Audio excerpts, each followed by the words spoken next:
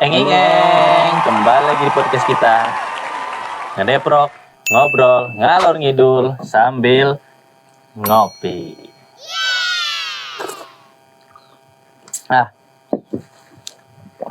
Oke, teman-teman, di pagi yang cerah ini, alhamdulillah kita bisa ngobrol lagi, duduk lagi.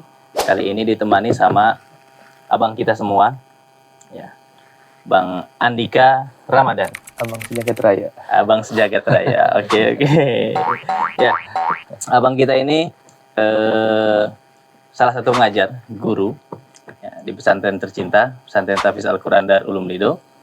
Ya, yang saat ini sudah melanglang buana. Ya, kebetulan juga sudah beristri ya. Sudah, Alhamdulillah sudah beristri, sudah Baru satu ya. baru satu istri. Oke, baru berarti nanti ada selat 2-3.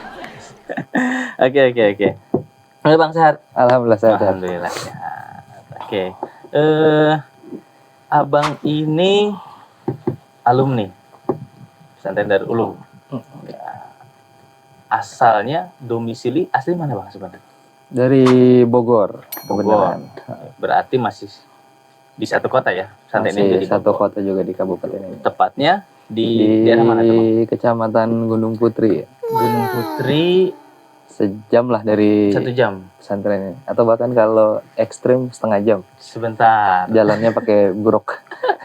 Oke. Gunung Putri berarti sebenarnya kita satu kawasan. Satu kawasan ya. Iya. Coba desanya mana?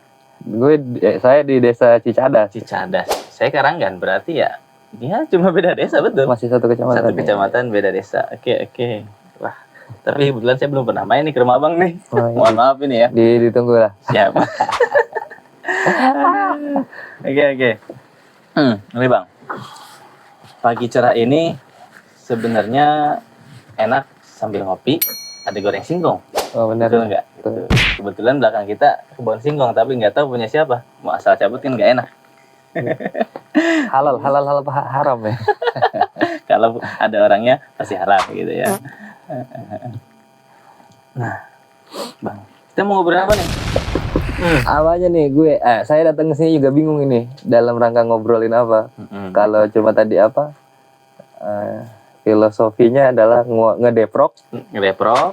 Udah. Kita ngedeprok udah. Oke. Terus ngobrol. Nah tinggal kita ngobrolin apanya nih. Dan terakhir kopinya kan ada. Masalahnya itu bukan masalah sih. Ini jargon kita. Ngalor ngidul. Jadi kemana aja terserah kita. Ada lagi yang ngalor ngidulnya ya. Ngalor ngidul. Oh, ya. Tapi sambil. Kalau kata siapa? Kata Bung Karno kan, Bung Karno tuh lebih senang pemuda yang ngopi, merokok, mendiskusikan bangsa daripada dia yang hanya membaca buku untuk dirinya sendiri kan. Iya betul, berarti asas kebermanfaatan untuk semua. Gitu, keren. Wah emang jagoan kita. Emang kita sengaja pakai kopi ya songkok dalam menghormati Pak Soekarno. Oke. Rahimahullah, alhamdulillah. Ya, berarti nggak udah ngalor ngidul nih. Tapi ini poinnya ya, bukan Bung Karno ya, bukan mengenalkan siapa? Presiden RI. Kaitan dengan Bung Karno yang memperkenalkan songkok. Betul. Tapi bukan Bung Karno yang apa? Bukan Bung Karno yang menciptakan ya. Memperkenalkan kepada dunia budaya songkok ya beliau. Iya, betul. Jangan sampai ya mungkin kita juga bisa ditiru itu. Songkok itu sama beberapa orang di negara lain. Ya, tapi ini bukan identitas bukan identitas keislaman. Keagamaan. Betul, bukan identitas keagamaan, tapi identitas negara. Bangsa. Identik negara Indonesia dengan songkok. Mungkin kalau di Mesir abang juga kan Bang Bagus ini kalau nggak salah dari Mesir itu ya. Ya torbusnya standar namanya alumni Al-Azhar, putih, asalnya merah dilipat kain putih. Itu torbus yang berdasarkan sejarahnya itu dari Utsmani, Turki Utsmani gitu ya. Tapi beberapa syekh guru-guru kita ya ketika banyak bermuamalah dengan orang Indonesia kadang dihadiahi songkok dan merasa senang gitu. Karena udah ketika melihat songkok itu pasti bilangnya Ahmad Soekarno. Ahmad Soekarno. Karena Bung Karno lah yang perkenalkan songkok itu. Sampai-sampai ada 2 jalan di Mesir itu yang diberi nama Jalan Ahmad Soekarno. Oke. Tapi punya identitas ya. Bahwasanya Mesir juga sama punya ciri khas. Betul, setiap negara punya identitas. Ya. Makanya nggak salah ketika banyak calon-calon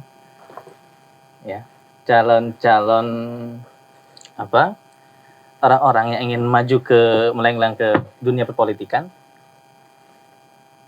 baik dia mau agama apapun, ketika dia sudah pakai songkok, udah itu identitas bangsa, bukan identitas agama. Betul. Sepakat untuk itu.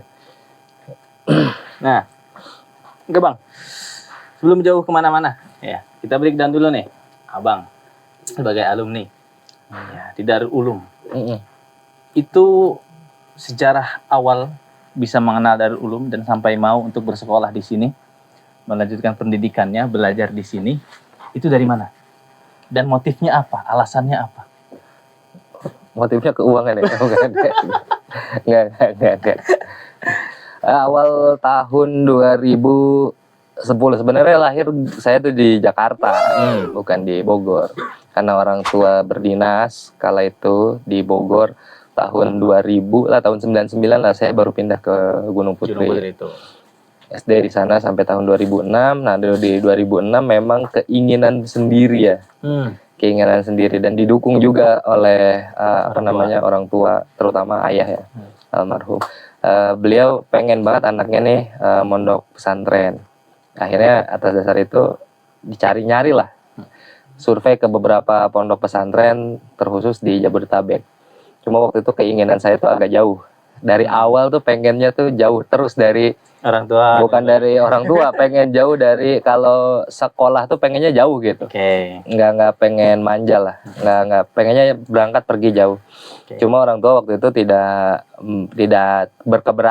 keberatan kaitan kalau jauh jarak dan lain sebagainya macam ya. Akhirnya kita nyari di Jabodetabek. Awal mula waktu itu seingat saya survei ke mana Bekasi itu Asy-Syafi'iyah. Asy-Syafi'iyah nggak cocok tuh karena panas banget, bukan ininya lah, nggak bisa kayaknya situasi belajar dengan kondisi yang begitu tuh nggak, kurang enak lah ya. Bukannya sekarang ini ya sama panasnya lah Gunung Putri dengan betul, tapi waktu itu 2006 itu beda. Gunung Putri masih asri gitu nggak seperti sekarang. Terus lanjut lagi kita survei ke mana Darut At-Taqwa yang di Cibinong. Darut Taqwa apa At-Taqwa ya? Saya nggak tahu tuh. At-Taqwa atau Darut Taqwa di Cibinong. Itu sama, melihatnya nggak representatif lah. Gitu tempatnya apa segala macam. Akhirnya saya yang nolak. Berangkat lagi ke Nurul Furqon.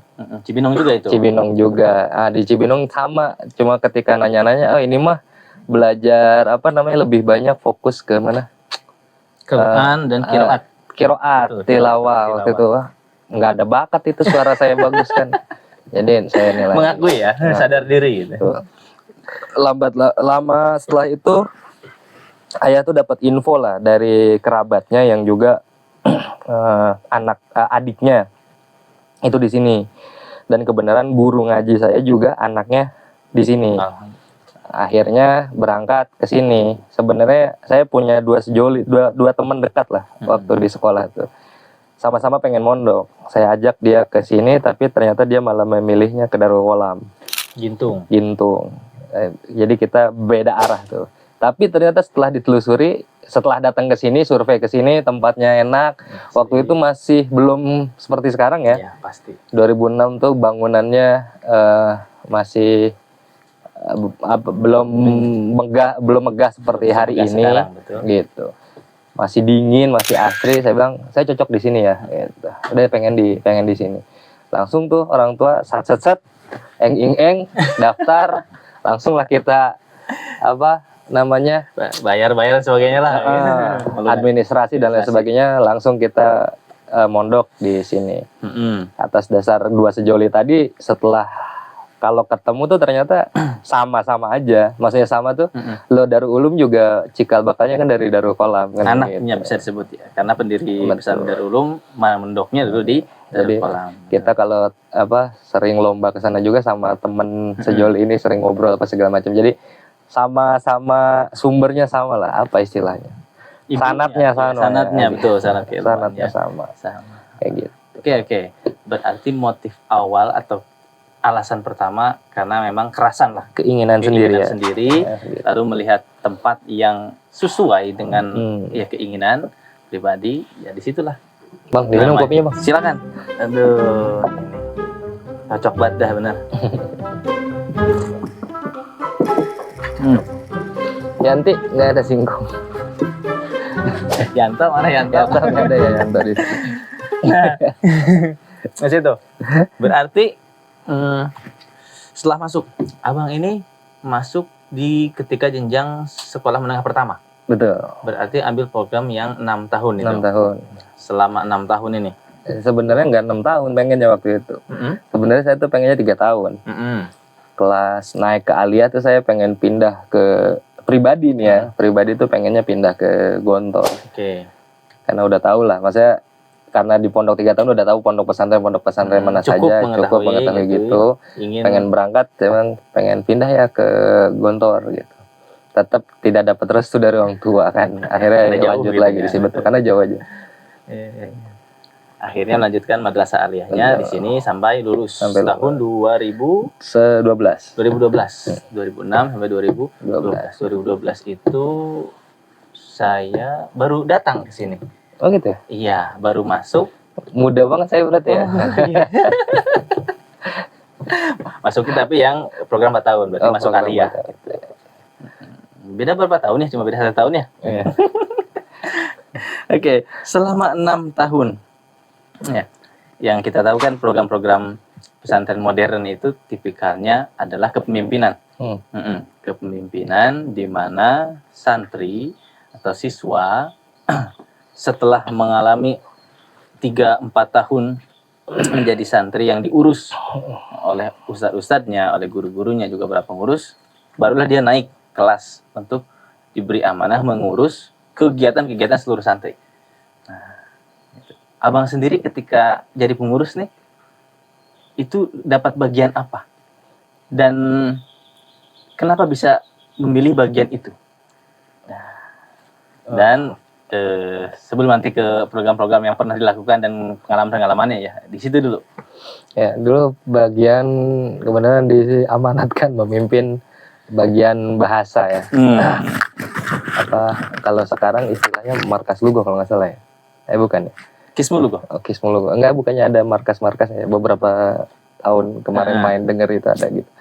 Intinya bukan markas lugo, bagian pengembangan bahasa. Bagian pengembangan. Ihya tuh logo gitu ya. Ihya logo gitu. Ihya logo. Bagian bahasa. Sebenarnya kenapa bisa dipilih ke situ itu buat saya kecelakaan ya. Buat saya itu kecelakaan. Dulu sebenarnya pengennya bagian keamanan.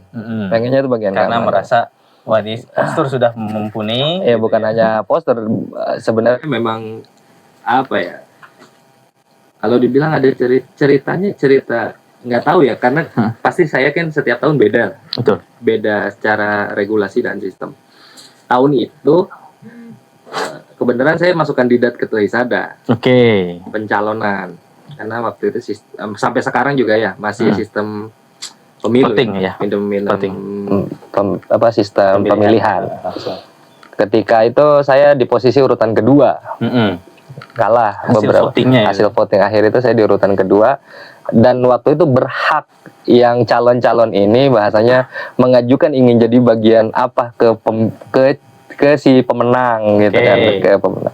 Ya saya ajukanlah, saya ingin jadi bagian keamanan secara proper lah kita di situ gitu. Melihat banyak kejadian lah misal begitu. Ya saya pengen keamanan lah intinya kan gitu ya. Setelah itu ternyata rapat dewan guru dan lain sebagainya macamnya, kita ditaruh di bagian bahasa. Malah yang orang tadinya proper di bagian bahasa ini dituker. Malah. Dia yang jadi bagian keamanan, saya yang jadi bagian bahasa. Entah waktu itu pandangan asatid kala itu seperti apa, wallahu alam. Tapi mau nggak mau ya amanat sudah diketok. Sudah ya akhirnya kita jalankan amanat. Walau di awal mungkin keterpaksaan, tapi betul, kayak lama-lama ya. Fine aja jalan gitu ya. Oke. Soalnya kalau di bagian bahasa waktu itu rada beda gitu. Ya, ngelihat pola yang tadi, bagaimana pemenang pemilihan umum itu terpilih jadi pemenang dan lawannya yang kalah itu bebas memilih. Dan abang sendiri milihnya bagian keamanan. Saya jadi ingat tahun berapa gitu, sempat di negara kita ini ada seperti itu. Pemenang dari pemilu, ya, lawannya yang kalah tiba-tiba ikut masuk ke dalam dalam pemerintahannya dan mengurusi keamanan negara ini.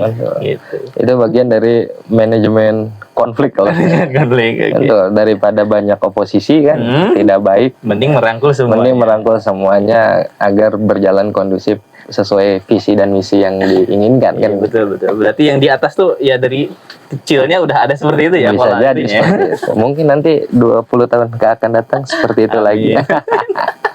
Enggak, tapi gini Bang. Bahwasanya sejarah itu kan pasti berulang. Betul. Sejarah itu pasti berulang dengan pola dan aktor, tempat, waktu yang berbeda. Gitu. Tapi akan sama. Apa yang kita alami kemarin-kemarin bisa jadi dialami di masa yang akan datang dengan aktor yang berbeda, dengan kondisi yang berbeda, waktu, tempat yang berbeda.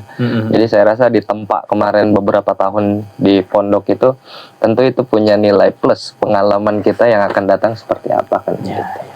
Nanti mungkin di masa depan akan muncul rasa-rasa deja vu, kayak pernah gitu ya. Gitu. Oke. Nah, sekarang masih di masa-masa pesantren. Ya, pengalaman apa yang paling berkesan dan itu membentuk jati diri abang hari ini nih? Itu yang paling pengen saya gali. Kalau pengalaman ya untuk diurus terus nganterin sebagainya, semua standar mendapatkan itu. Tapi kan ada beberapa faktor X, ya, pengalaman baik apa pengalaman buruk ini ya. Semuanya berkesan. Oke, itu pengalaman baik apa buruk ini? Boleh semuanya, tapi kita awali dengan yang baik-baik. Baik-baik dulu ya. Yang buruk dulu deh, baru yang baik kali ya. Hebat, silakan. Pengalaman berkesan yang selalu saya ingat sampai detik ini tuh. Waktu itu kelas 1 anak baru, baru masuk gitu. Kelas 1 anak baru, kita waktu itu kalau nggak salah ujian lah. Ujian sekarang itu di tempatnya jadi gedung aula yang buat wisuda ya. Dulu itu Aula Multazam ya. Dulu itu masih kebun jagung. Iya, betul. Kebun jagung. Saya belajar sama karena lagi ujian baca-baca lah. Kita belajar baca-baca.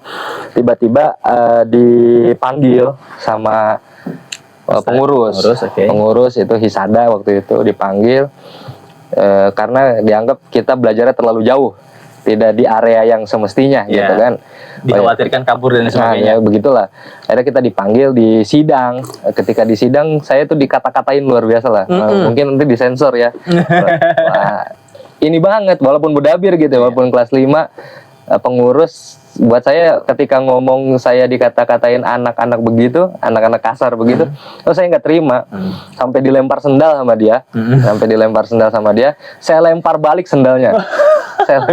Masuk yang berani ya, padahal baru kelas 1 itu. Betul, saya kalau emang ngerasa nggak ini kita anggap kita yang benar, salah orang ya berani kita lawan. Betul, harus seperti itu. Kan begitu. Itu kelas 5, saya lempar balik sendalnya, untung nggak kena dia. Sama dia juga nggak kena saya kan, soalnya ini saya lempar aja gitu. Wah, sendalnya Eger kalau masalah waktu itu, sendal gunung lagi bagus-bagusnya. Ingat lah saya. Selepas dari situ sorenya saya dipanggil di sidang. oleh banyak mudabir lah, teman-temannya. Saya bilang saya nggak takut juga. Kenapa? Wong kita itu baik ngomong baik saja kan begitu. Nggak harus bahasa begitu. Akhirnya saya terima lah. Untungnya bijak yang itu tidak sampai mungkin waktu itu istilahnya kan kekerasan banget pada gitu ya. Perpeloncoan dan sebagainya. Perpeloncoan waktu itu ini banget. Cuma bijak waktu itu karena ya nggak fair tuh, nggak apple to apple bos. Kalau harus ngomong kelas 1 lawan kelas 5 kan bedanya 4 tahun gitu. Tapi saya kalau untuk urusan begitu saya berani gitu. Itu pengalaman paling berkesan buat saya gitu. Sampai karena kasus itu kali ya. Jadi kenapa saya pengen jadi bagian keamanan gitu.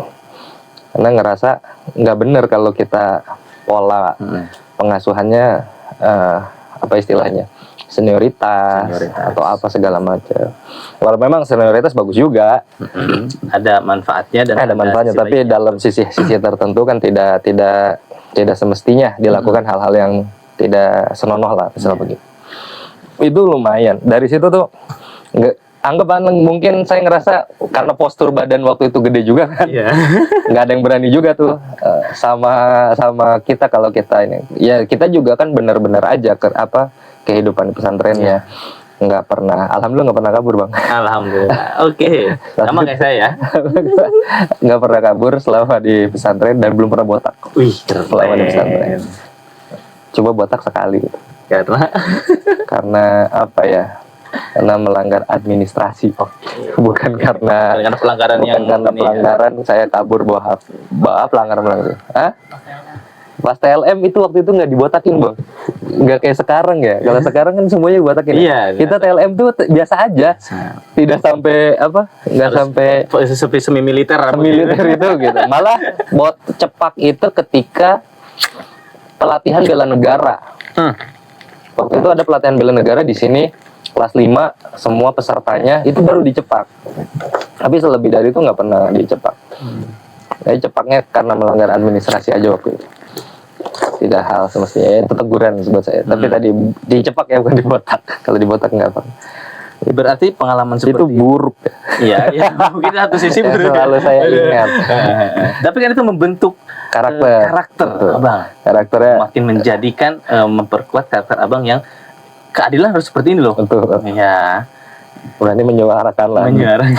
Berani menyuarakan. Itu kelas 1 loh. Belum nih kelas 5 atau mungkin kelas 6 nih. Nah, dari posisi begitu ketika kelas 5 ya mungkin semua junior tuh ngerasa takut sama saya. Gitu. Jadi ada rasa segan gitu. Padahal saya biasa aja. Kalau situ salah baru saya adili kan gitu. Kalau nggak salah ya nggak usah takut juga. Bergaul biasa gitu ya. Toh biasa aja lah buat saya gitu. Tapi tadi membentuk karakter dari posisi begitu. Ngerasa itu hutan rimba lah buat saya.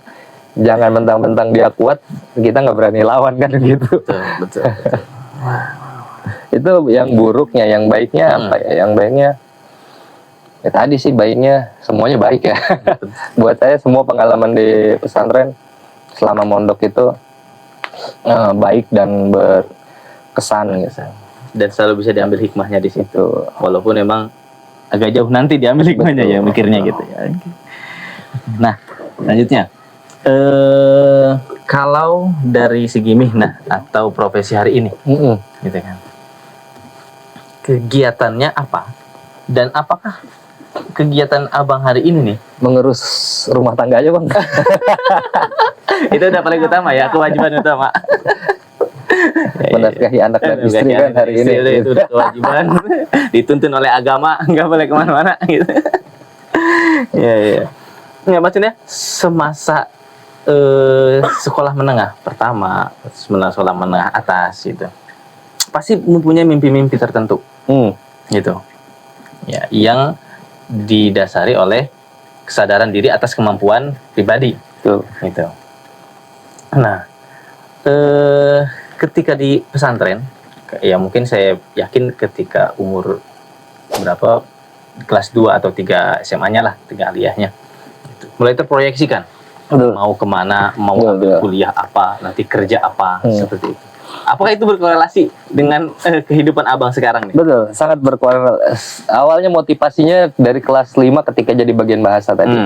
Ketika jadi bagian bahasa, saya senang banget tuh baca buku. Bukunya tuh sebenarnya bukan buku yang berat-berat. Misal Clash of Civilization atau apa enggak gitu. Buku-buku ringan, tapi seneng banget saya sama novel yang diambil dari kisah nyata. Bukan novel fiktif ya. Novel yang diambil dari kisah nyata. Dari kelas 4 sebenarnya baca buku itu tuh. Awalnya baca buku Negeri Lima Menara. Oke. Karya Ahmad Fuadi. Alif di dalam karakternya kan. Iya, betul. Ahmad Fuadi.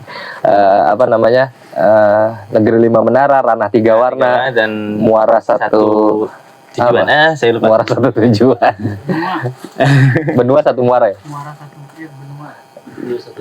Benua Satu Muara. Benua Satu Muara. Itu semua hatam lah saya baca. Oke. Atas dasar itu di kelas 5 karena jadi bagian bahasa, saya berpikir kayaknya mungkin nanti setelah pas kelas 6 lulus saya harus ngambil hubungan internasional gitu. Ngambil hubungan internasional karena memang terinspirasi dari kisah itu. Dari diasporanya Alif dan kawan-kawannya. Betul. Sebenarnya bukan lantaran kisah nyatanya dia berangkat ke Kanada. Betul. Bukan berangkat dia ke mana beasiswa, enggak gitu. Yang penting mampu melakukan, untuk saat ini yang saya anggap hikmah itu, dia bisa bersosial politik lah. Kayak gitu kan, di hubungan internasional kaitannya dengan diplomatik, bagaimana sosialisasi, berdiplomasi begitulah. Nah, atas dasar itu saya pengen banget masuk ke hubungan internasional. Singkat cerita, kelas 6 pengabdian, ngabdi, lulus, kita ngambil waktu itu dapat jalur apa? PNPB ya, apa ya? PNPM ya? PBSB. Bukan, jadi itu beasiswa yang langsung diberikan sama UIN Jakarta waktu itu, langsung ke pondok. Jatahnya hanya 3 orang. Jadi tanpa tes, hanya administrasi. Jalur langsung. Jalur langsung. Wah, secara logika itu enak banget kan. Dan alhamdulillah waktu itu Pak Kiai itu nunjuk kita 3 orang. Saya, satu lagi teman namanya Irfan Zidni, dan satu lagi Rizka Fatur Rahma. Dan di sini kan ngajar lama ya. Rizka itu ngajar lama di sini. Dari situ pengen banget saya masuk hubungan internasional. Mereka juga mengambil jalannya masing-masing. Rizka ngambil karena fokusnya dia ke pendidikan bahasa Inggris, pengennya ngambil pendidikan bahasa Inggris. Teman saya yang satu lagi jurusan hukum, dia masuk hukum. Saya juga kan ngambil akhirnya hubungan internasional. Singkat cerita, semua pemberkasan waktu itu Khodim nyuruh ke saya yang jadi PJ lah. Doi lah ya. Penanggung jawabnya. Rizka, Irfan Jin itu semua saya ngurus, berkas-berkasnya, ijazah apa segala macam itu saya ngurus, dan saya yang berangkat bareng Khodim ke UIN Jakarta. Setelah itu pengumuman dikeluar, ternyata yang keluar hanya 2 orang yang di ACC sama UIN. Saya nggak waktu itu nggak lulus. Kok bisa? Padahal kan jatah kita harusnya 3 ya. Tapi ternyata setelah ditelusuri, jatah 3 itu bukan di fakultas bukan di fakultas, semua fakultas. Waktu itu yang sebenarnya dari fakultas UIN diinginkan tuh fakultas Dirosat, fakultas Usuluddin kalau nggak salah, keagamaan. Cuma saya bilang dari awal nggak harus apa gitu. Itu kan kekecewaan itu muncul setelah kita tahu ya. Andai nggak tahu sih nggak jadi masalah. Karena kita cari info. Dari situ tuh ngerasa, tapi nggak patah semangat. Tetap saya ikutin sampai 3 kali tes di tahun yang sama, di tempat yang sama, di UIN Jakarta. Karena itu. Karena saya menganggapnya walaupun sebenarnya fakultas hubungan internasional ini banyak di fakultas lain kan, di kampus lain. Cuma amanat orang tua cuma satu. Lanjutnya lagi di Universitas Islam. Mau nggak mau hubungan internasional saya ngambilnya ya pasti di universitas yang keislaman gitu. Ya udah saya kejar 3 tahun itu, 1 tahun itu 3 kali tes mandiri dan SMBPTN ya. Dan satu lagi tuh apa gitu saya lupa. Pokoknya 3 tahun itu. Dan semuanya saya ngambil sama hubungan internasional semua. Yang keduanya pendidikan bahasa Arab, sastra Arab kayak gitu. Tapi tetap Allah belum izinkan saya di situ gitu. Secara ini kalau kita mau sombong, mungkin kalau namanya juga manusia ngerasa sombong, kurang apa secara kita mampu dalam segi bahasa. Bukan segi bahasanya, maksudnya gini Bang. Tes yang dilakukan itu semua kita bisa kuasai loh. Bukan tes yang kita anggap sulit. Kalau sombong bawah sadar kita bilang, oh bisa loh kita tes kayak gitu, nilainya bagus loh gitu. Tapi kan dari takdir mungkin ya. Kalau kita mau sombong betul. Nasib kita ya. Ya wallahu alam, Allah nggak nakdirkan di situ. di hubungan internasional tadi. Akhirnya ya sudah, berjalan waktu Pak Hodim suruh kita lanjut lagi aja ngabdi di sini, nggak usah keluar gitu. Padahal udah niat banget waktu itu, udah sangat niat, dan tahun berikutnya juga tetap saya daftar lagi. Itu lagi. Hubungan internasional lagi. Ngerasa itu tuh passionnya saya gitu. Tapi tadi dari situ saya merasa ketika sudah bahasanya baru muncul bahasa, oh ya udahlah, nggak usah maksain keberuntungan. Gitu, nggak usah maksain takdir. Tentu nanti Allah punya takdir yang lain punya rencana lain buat kita. Hikmahnya buat saya begitu tuh. Ketika beberapa kali saya ngegedor itu nggak lolos, mungkin hikmahnya yang lain gitu, Mas. Jadi sekarang tuh bahasanya do not push your luck gitu.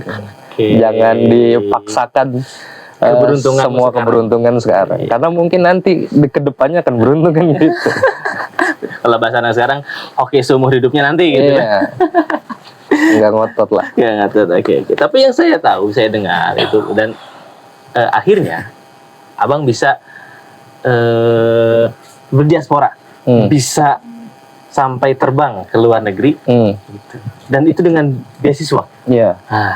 Yang ke negara LRC, Negara Republik Rakyat Cina. Itu kan mungkin suatu hadiah besar dari pengorbanan usaha yang dulu kemarin. Betul.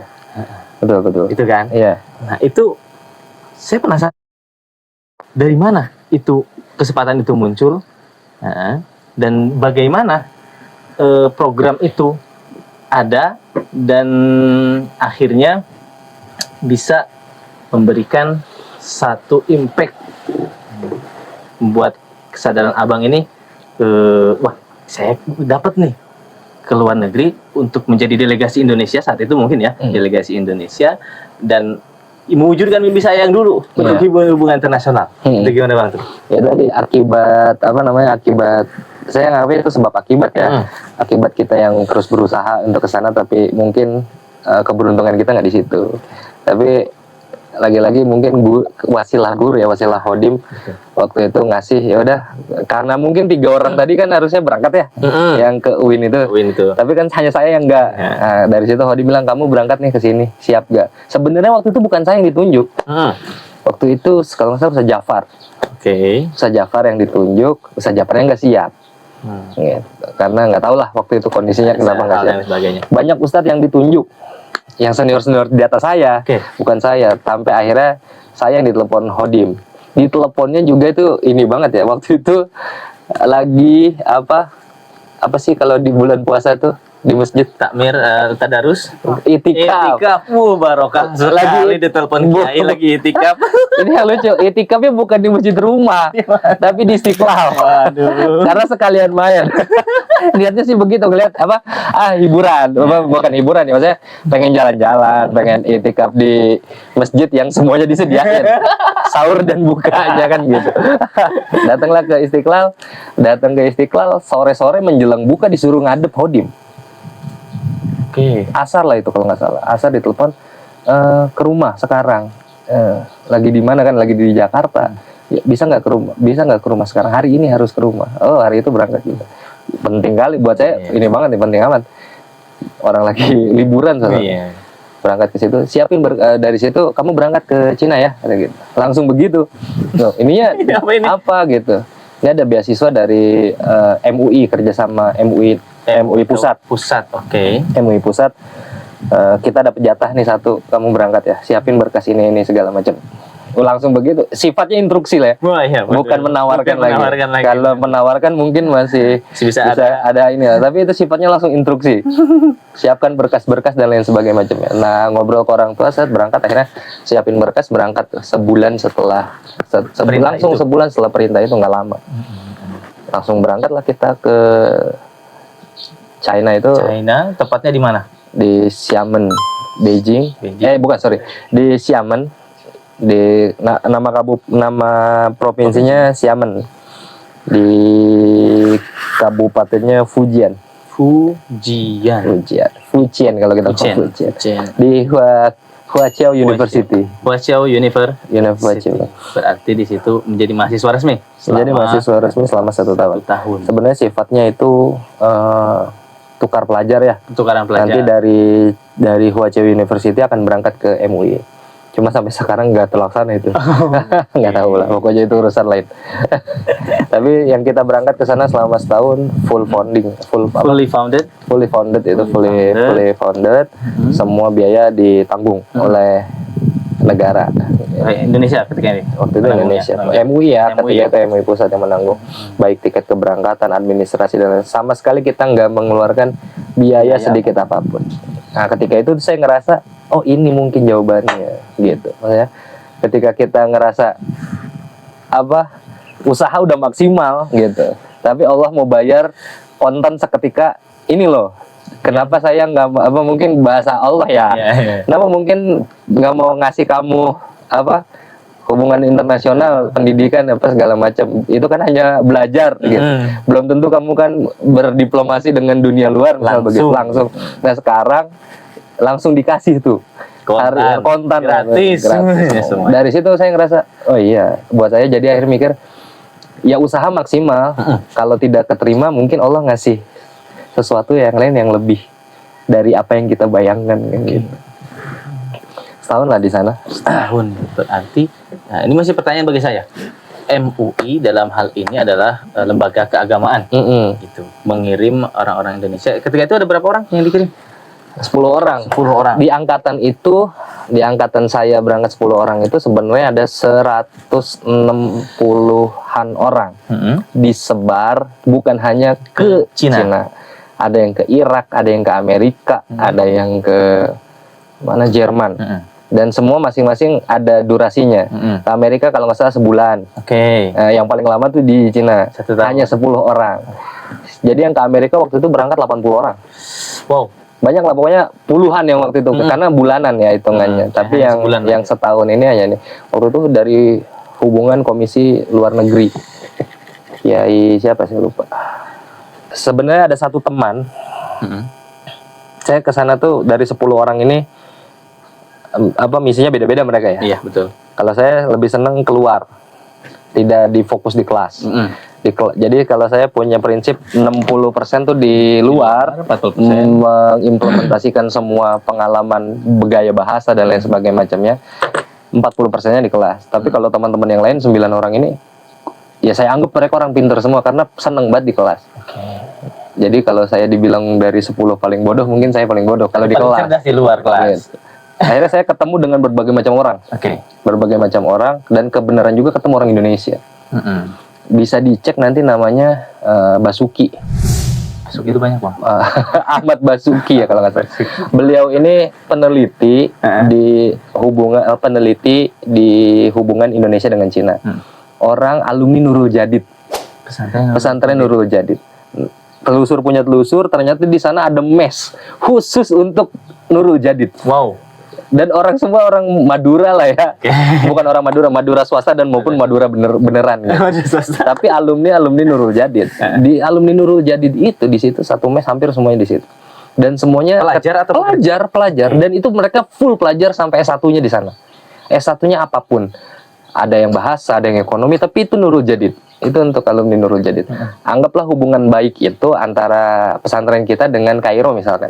Banyak mengirimkan alumni-alumni kita ke Kairo gitu. Al-Azhar sebagainya. Nah, begitu juga Nurul Jadid. Nurul Jadid itu alumninya satu orang yang ngebuka pintu untuk semuanya. Nah, niat saya tuh waktu itu seperti itu. Tapi kan itu ternyata setelah saya telusuri ada kerjasama antara kiainya dengan jadi kerjasama kiainya dengan orang Cina tersebut.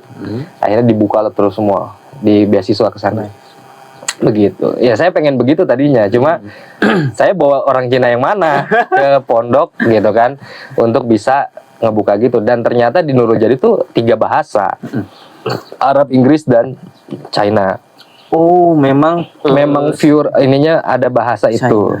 Jadi sebelum si namanya Noval Basuki ini berangkat ke sana, memang dia sudah inian China. Di sana dia sampai S3. Wow, doktoral. S3 tapi beda universitas, tapi di satu kabupaten. Satu kabupaten yang sama. Pertama di Huaqiao, terus dia di Xiamen University, habis itu S2 S3-nya di Xiamen University. Dan mungkin dapat istri orang Cina? Enggak, malah istri orang Nurul Jadid juga. Maksudnya orang pesantren juga. Maksudnya itu satu hal yang buat saya ini ada peluang di mana kita bisa lakukan kerjasama gitu. Tapi tadi ternyata kerjasama yang dilakukan antara pondok dengan pihak kampus itu sudah berjalan lama dan panjang gitu. Antara pertemuan lagi-lagi dengan kiai dengan seorang pengurus lah di situ. Jadi Nurul Jadid sebagai penyuplai orang-orang Indo yang ke sana. Bukan hanya di Huaqiao ya, dia banyak di Beijing gimana gitu. Nah, sekarang menyoal Cina. Yang beredar sekarang kan Cina ini menganut sistem ideologi komunis. Abang 1 tahun di sana nih, melewati semua musim di sana yang saya ketahui 4 musim ya, 4 musim ya dengan segala dinamikanya gitu di permusiman. Lalu sekomunis apa mereka itu orang-orang China yang semua abang temui? Apakah benar-benar seperti komunis yang dikatakan atau bahkan tersebar masyhur di Indonesia itu yang membedakan, yang bilang bahwasannya agama adalah candu dan sebagainya? Mungkin saya nariknya dari sejarah komunis dulu ya. Memang betul komunis yang kita ambil ini kan bukan komunis dari Tiongkok saat itu, tapi diambil dari komunis di Rusia, Uni Soviet kala itu. Ada perbedaan. Komunisme yang diterapkan di Soviet dengan yang di daratan Asia, Cina dan Korea Utara misalnya sekarang. Pun sampai detik ini pergeseran itu sangat kental. Jadi semi komunis, bahkan komunis kapitalis ya. Kalau mungkin saya melihatnya saat ini ya, baik itu Rusia, baik China ataupun mana Korea Utara semua udah menerapkan komunis kapitalis. Mungkin ini versi saya ya, karena melihat tidak sekomunis itu di sana. Waktu itu tahun 2014 saya ke sana nggak sekomunis apa yang kita dapatkan di bangku-bangku sekolah tentang komunisme. Tidak seseram itu. Gitu. Betul bahwasanya tadi namanya agama itu ditaruh di sekian, misal begitu, di nomor sekian itu betul memang. Tapi mereka beragama, banyak juga yang difasilitasi oleh negara. Masjid-masjid banyak berdiri. Itu kita yang Islam. Misalkan Katolik gereja, church itu banyak juga. Kuil-kuil banyak sekali. Di kampus abang ada tempat sholat? Kalau di kampus secara spesifik tidak ada tempat ibadah, tapi yang paling menarik dari kampus saya itu ruang makan, kantin sekolah itu udah dispesifikasi halal, non halal. Di mana buat saya melihat begitu, di mana komunismenya kan begitu. Toh mereka setoleransi ini ternyata kan begitu. Bahkan yang ngurusin kantin halal ya orang Muslim. Tapi Chinese Han. Ini nggak ada, buat saya per hari ini nggak ada komunisme, karena memang sudah tidak relevan dengan zaman kan. Saya nggak tahu nanti ke depannya ada paham baru apa. Iya.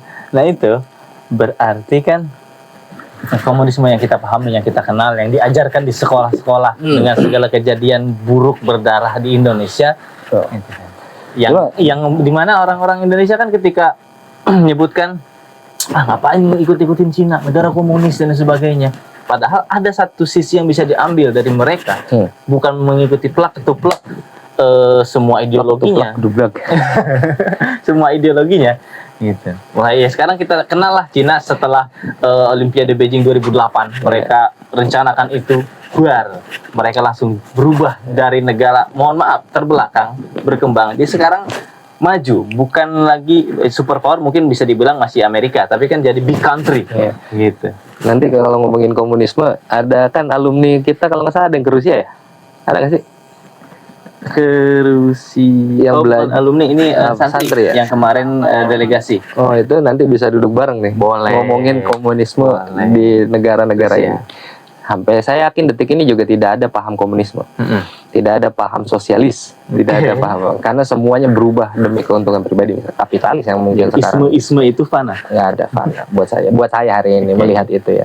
Jadi kita nggak perlu mendoktrin komunisme itu bahaya misalnya gitu. Itu bahaya dulu betul, dulu itu berbahaya. Tapi juga ada satu pengalaman yang buat saya ini juga ya. Waktu itu ada apa di provinsi namanya Xi'an. Provinsi namanya Xi'an. Xi'an ini pure satu provinsi Muslim semua. Oke. Dekat Tibet kan. Utara Ke arah Soviet. Bukan Soviet, negeri yang tan belakangnya. Mongolia. Oh. Uzbekistan apa segala macam itu tuh di sana. Ya. Xi'an ini melakukan pemberontakan, ingin memisahkan diri kepada Republik RRC. Atas dasar itu, pemerintah Chinese waktu itu tuh ini banget, saklek banget. Semua orang Muslim itu sampai nggak boleh puasa. Wow. Nggak boleh puasa dalam artian dipaksa kita tuh untuk tidak puasa. Itu saya ngalamin gitu. Kenapa dia streng begitu sekarang? Waktu itu hari itu streng karena memang ada hal yang tidak baik. Tidak baiknya dalam artian ada sekelompok orang di negaranya yang ingin memisahkan diri, ingin memerdeka. Akhirnya dampaknya ke semua orang Muslim yang ada di situ. Waktu itu rumah makan Muslim hampir ditutup. Masjid-masjid kita nggak boleh ini. Tapi waktu itu sebulan. Ada ditambah lagi waktu itu ada terorisme kaitan dengan bom bunuh diri yang ada di sana. Ekstremis lah. Entah itu bentuk bagian Islamofobia di sana. Betul. Akhirnya atas dampak tersebut pemerintah kan harus defend.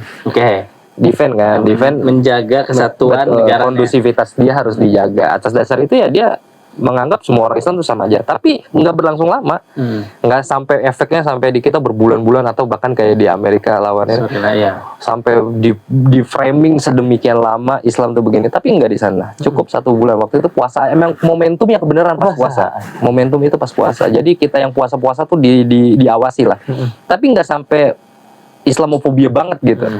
Itu kan dia defend begitu karena lantaran ada hal. Tapi kalau nggak begitu biasa saja, kita boleh sholat, kita boleh apa. Toleransinya malah mungkin buat saya melihatnya setoleransi itu ditimbang daripada mungkin di Indonesia. Kalau di Indonesia bukan daripada ya, karena kita sudah sangat biasa dengan hal itu. Kalau di sana kan saya melihatnya biasa, beda nih gini. Ada hal bedanya. Tapi tadi karena hal tersebut ada hal yang harus dilakukan pemerintah defend untuk hal tersebut. Jadi semua orang Islam diingin. Kalaulah mungkin gereja yang melakukan itu ya bisa jadi bukan orang Islam yang kena dampaknya. Ya itulah dampak komunisme yang diambil kan begitu. Satu saja targetnya. Tidak perlu semuanya kena kan begitu. Tapi tadi itu bentuk pemerintah China, pemerintah Tiongkok ini melakukan defending, menjaga kondusivitas di negaranya. Nggak sampai terjadi Arab Spring misalnya. Atau kayak di Arab Spring kan beda banget ya. Nggak sampai terjadi begitu. Itu. Ini berat nih. Wah, langsung ke komunisme. Balik ke ringan-ringan dulu ya. Baik, yang ringan-ringan. Nah, selama 1 tahun di sana, 4 musim, terus kan ya dengan kehidupan. Musim apa yang paling enak di sana dan paling nggak menyenangkan bagi abang sebagai orang yang hidup lama puluhan tahun di negara tropis yang hanya 2 musim? Ketika pindah pertama kali ke sana, culture shock apa yang abang rasakan lah? Gitu. Culture shocknya sebenarnya bukan di musim. Kalau di musim saya alhamdulillah fine-fine aja, bisa ngelewatin ya. Culture shocknya sebenarnya di food, di makanan aja. Lumayan waktu itu harus nyari makanan halal, ternyata jauh sekali itu aja. Tapi musim yang paling menyenangkan buat saya musim dingin ya. Percaya atau enggak, berat badan saya waktu itu nembus sampai 100 lewat. Waduh. Musim dingin itu. Sudah. Ada fotonya enggak? Aku penasaran nih. Ada waktu itu, tapi enggak. Sebelum saya bukan maaf, saya bukan narsistik lah. Nggak seneng upload, nggak seneng apa gitu, nggak. Jadi nggak ada foto itu tuh. Tapi ngelihat diri sendiri waktu itu malu.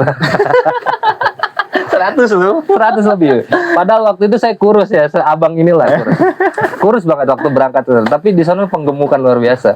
Aduh. Makanya daging sapi wagyu itu mahal. Wah. Karena emang bisa ngegemukin. Ya, tapi tadi 100 kilo di sana musim dingin. Setelah musim dingin akhirnya saya diet lari, olahraga, makan juga nggak makan nasi. Di ini sampai sekarang turun di 80 kilo gitu. Jadi memang perjuangannya berat. Percaya atau enggak itu terjadi karena musim dingin itu luar biasa di sana. Mungkin di setiap negara juga begitu ya? Iya betul, kayak saya juga di Mesir kan ada istilahnya winter tapi yang kering, yang tidak bersalju. Oh, Itu gitu. betul. Kita senangnya tidur, gitu kan, hanya cepet lapar gitu. Musim dingin di sana libur sekolah pula. Wah, 2 bulan itu nggak ngapa-ngapain. 2 bulan akhirnya kita cuma makan tidur, makan bisa sehari 5-6 kali. Saking ini apa aja pengennya itu yang hangat-hangat ya. Namanya kita kayak di puncak lah, nggak usah jauh-jauh. Berangkat ke puncak pengennya warmindo.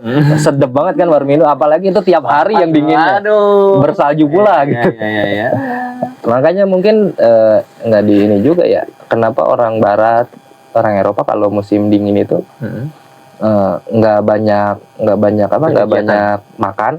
Karena kan mereka minum minuman alkohol untuk menghangatkan diri. Misal begitu kan, tapi kan di Muslim nggak boleh begitu kan. Gimana caranya ya? Tadi akhirnya kita hibernasi dengan cara makan.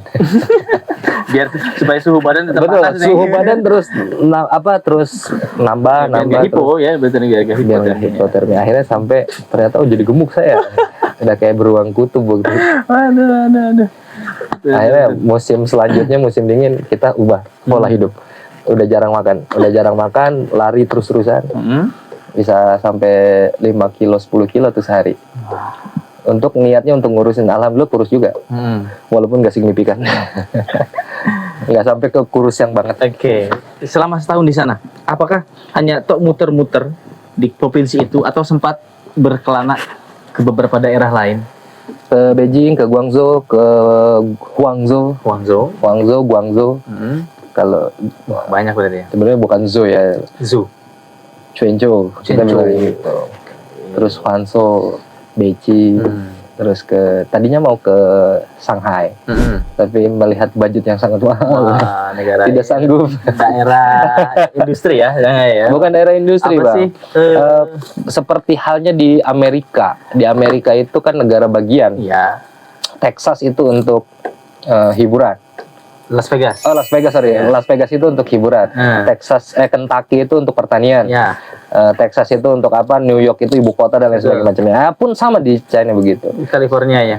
Shanghai-nya itunya Las Vegas-nya. Wow. Dan memang ke sana mahal. Mahal dalam artian semua halnya mahal. Memang ditargetkan untuk bisnis di sana, di Shanghai. Di tempat-tempat Beijingnya ibu kotanya, tidak terlalu banyak kegiatan. Kota administrasi biasa. Tapi yang paling bagus yang saya iniin di sana tuh sebenarnya faktanya ya, menurut data World Atlas itu kalau nggak salah sebanyak 600 hampir 700 ribu mahasiswa pelajar Cina tuh ada di seluruh dunia. Anggaplah misal di Oxford mahasiswa Cina itu ada sekitar 10.000 misal begitu.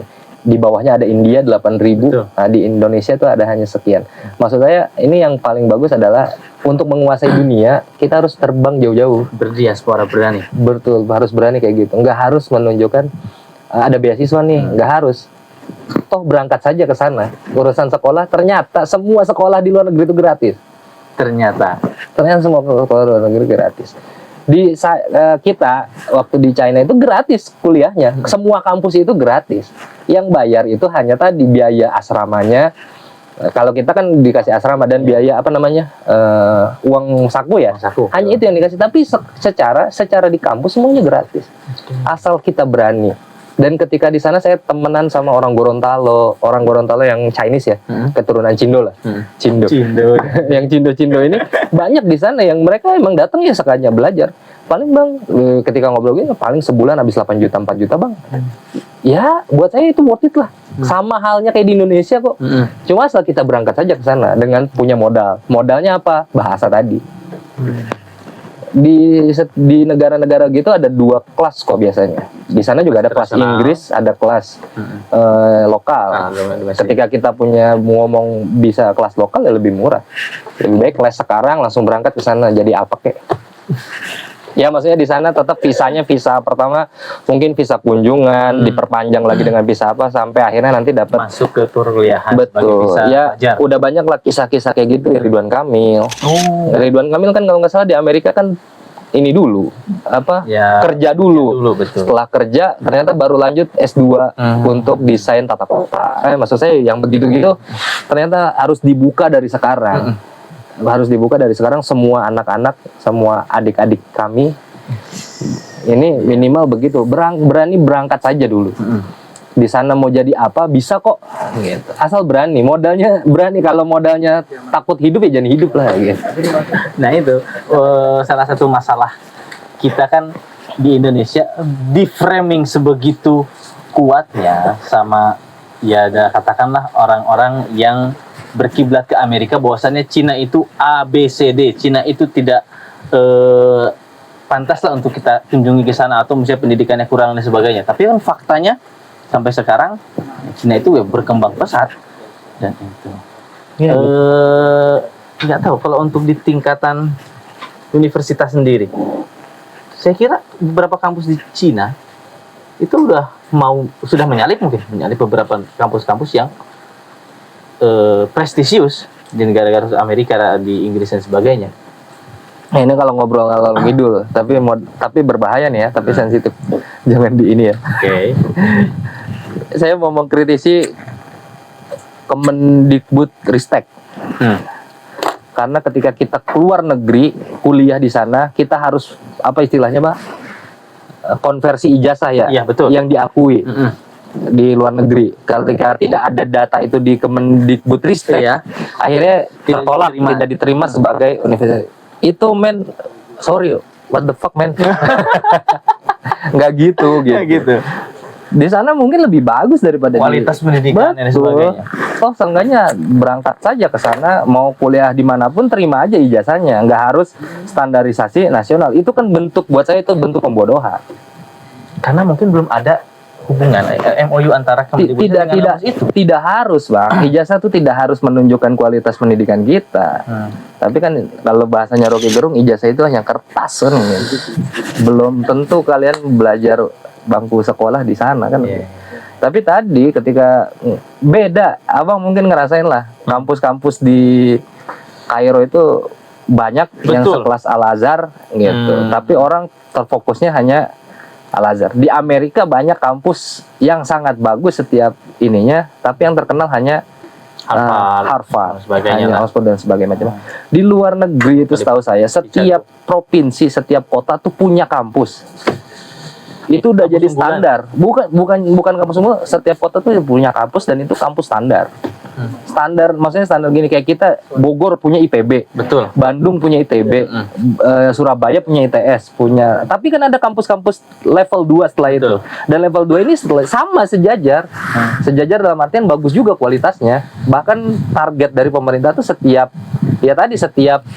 kota itu sudah punya kampus. Jadi semua penduduk tuh bisa merasakan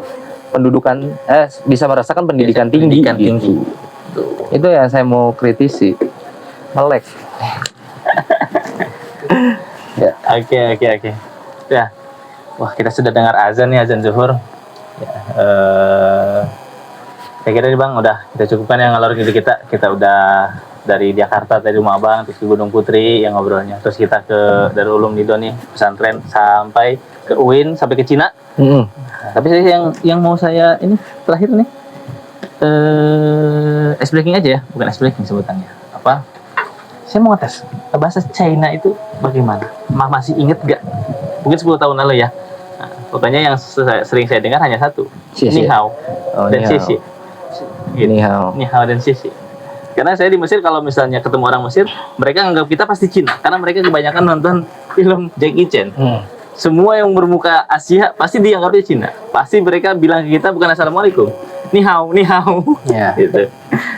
Ya Bang, saya mau kedengar gitu. Sapa saya apa bahasa Cina Abang dulu itu. Harus ada lawannya. Kalau nggak ada lawannya susah. Misal nama saya. Saya punya nama Cina itu Kau Chang, bukan kacang ya. Kacang. Kau Chang gitu. Nama Cina saya itu marganya marga Kau.